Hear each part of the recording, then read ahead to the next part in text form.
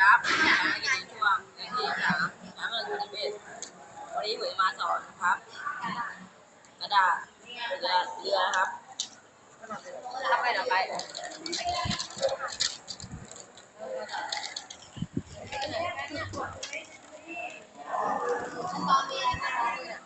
บนี้นะครับขั้นตอนแรกผมกระดาษมาครับผมกระดาษอะไรได้ครับที่ไม่ใช้แล้วนะครับซึ่งครับผมซึ่งผมถึงแล้วครับผมพอเราขึ้นแล้วที่จะมาพับนี้ต่อครับเนี่ยก็ไ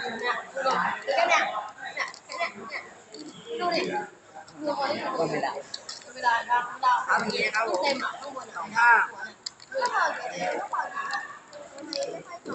ไม่บอกเลยว่าเขาจะบายเมื่อก่อนเราแบบนี้สองข้างครับ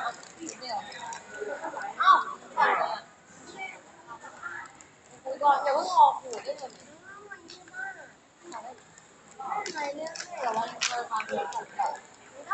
เลี้ยงเลยเลี้ยงเราได้กับสองมาโอ้ยแค่ไหนเลยฮะ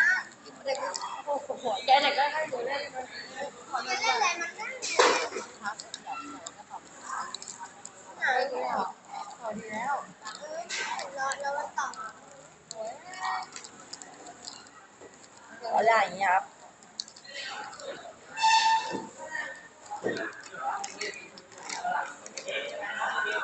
ดึงด้วยสองข้างครับอย่างเงี้ย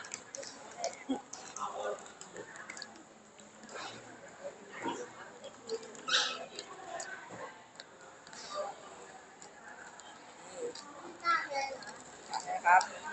แล้วจบเรียนอย่างนี้ครับผมแล้วก็อย่ามากลับด้านครับผมกลับด้านครับ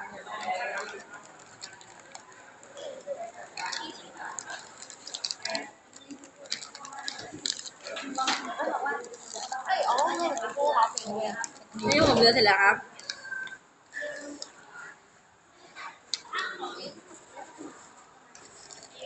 เนี่ยผมเอาไว้ผมจะพับเครื่องบินโชว์ครับกระดานมาดู